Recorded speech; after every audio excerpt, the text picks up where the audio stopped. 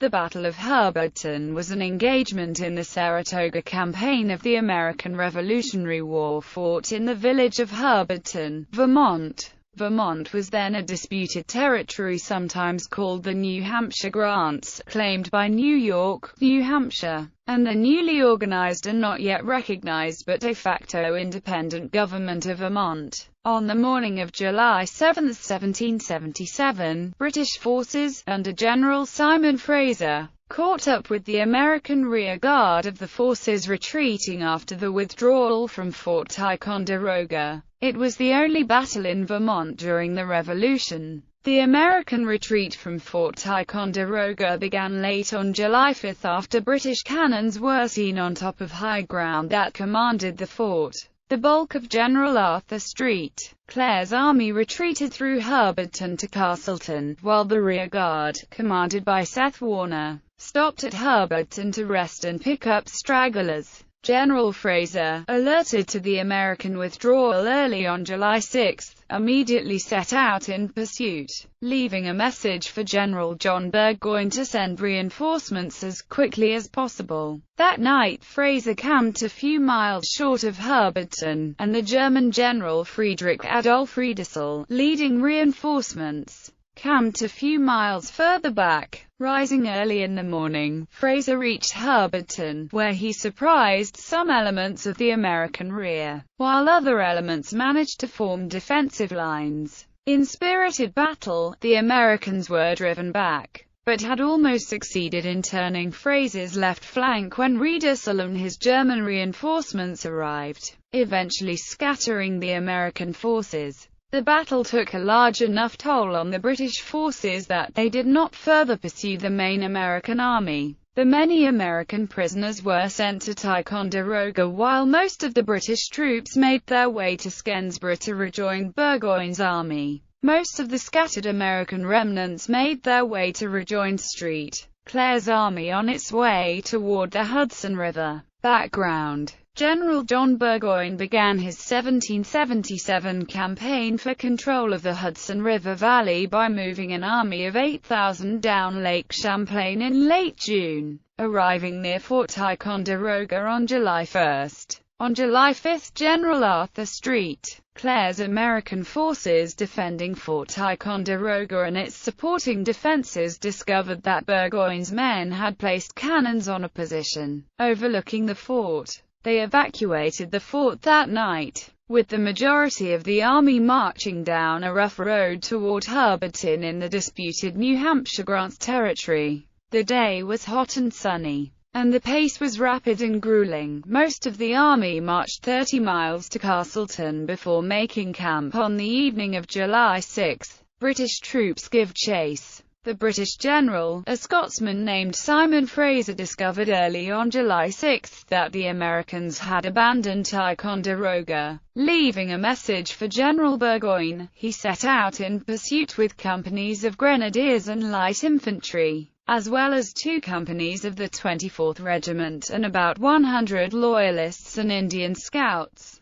Burgoyne ordered Riedesel to follow. He set out with a few companies of Brunswick Jaegers and Grenadiers, leaving orders for the rest of his troops to come as rapidly as possible. Fraser's advance corps was only a few miles behind Colonel Ebenezer Francis's 11th Massachusetts Regiment, which acted as St. Clair's rear guard. American General St. Clair paused at Hubbardton to give the main army's tired and hungry troops time to rest while he hoped the rearguard would arrive. When it did not arrive in time, he left Colonel Seth Warner and the Green Mountain Boys behind, along with the 2nd New Hampshire Regiment under Colonel Nathan Hale, at Hubbardton to wait for the rear while the main army marched on to Castleton. When Francis's and Hale's men arrived, Warner decided, against St.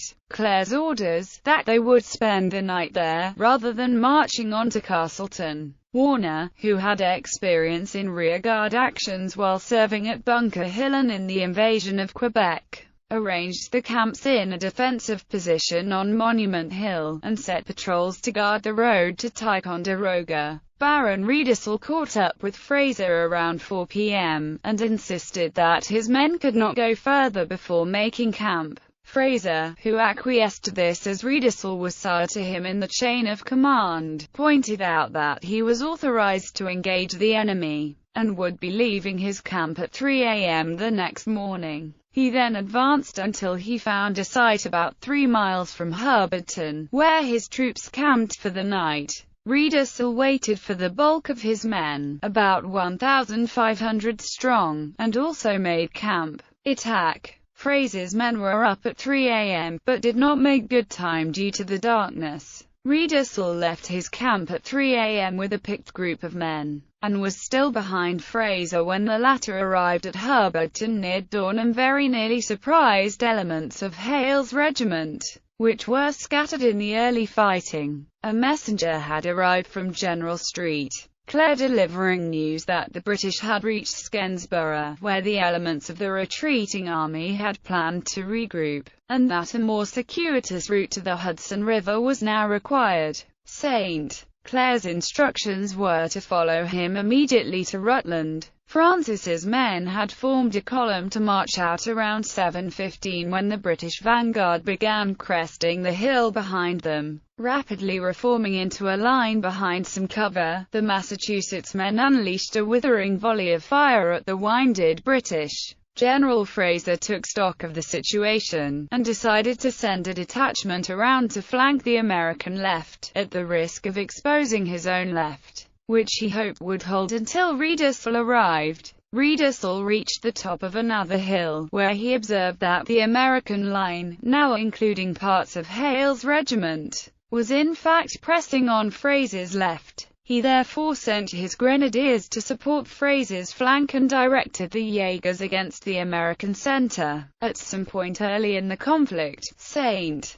Clair was made aware of the gunfire off in the distance. He immediately dispatched Henry Brockholst, Livingston and Isaac Dunn to send the militia camped closest to Hubbardton down the road in support of the action. When they reached the area of those camps, they found those militia companies in full retreat away from the gunfire in the distance, and no amount of persuasion could convince the men to turn around. Livingston and Dunn continued riding toward Hubbardton. Falling back to a secure position on Monument Hill, the Americans repulsed several vigorous British assaults. Although Colonel Francis was hit in the arm by a shot, he soldiered on, directing troops to a perceived weakness on Fraser's left. The tide of the battle turned when, after more than an hour of battle, Riedesel's grenadiers arrived. These disciplined forces entered the fray singing hymns to the accompaniment of a military band to make them appear more numerous than they actually were. The American flanks were turned, and they were forced to make a desperate race across an open field to avoid being enveloped.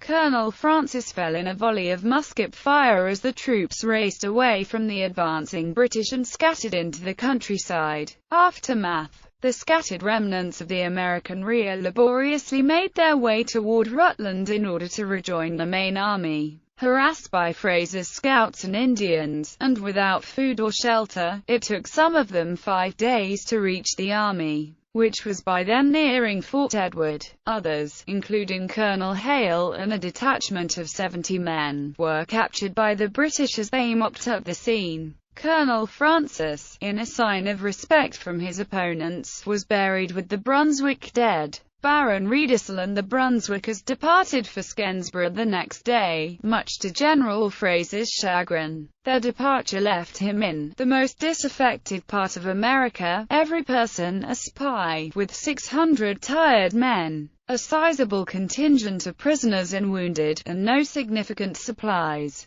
On July 9 he sent the 300 prisoners, under light guard but with threats of retaliation should they try to escape, toward Ticonderoga while he marched his exhausted forces toward Castleton and then Skensborough. Livingston and Dunn, the two men sent toward the battle by St. Clair, were met by retreating Americans on the Castleton road after the battle was over. They returned to Castleton with the bad news, and the army marched off, eventually reaching the American camp at Fort Edward on July 12. Losses. The official casualty return for the Hessian troops gives 38 Hessian soldiers and 1 French-Canadian killed and 125 Hessians and 2 French-Canadians wounded. A separate return for the German troops has 10 killed and 14 wounded, for a grand total of 49 killed and 141 wounded. Historian Richard M. Ketchum gives different British casualties of 60 killed and 168 wounded. The American casualties were 41 killed, 96 wounded and 230 captured. Legacy. A local body commissioned the erection of a monument on the battlefield site in 1859, and the state began acquiring battlefield lands in the 1930s for operation as a state historic site. The battlefield was added to the National Register of Historic Places in 1971, and is the site of annual Revolutionary War reenactments.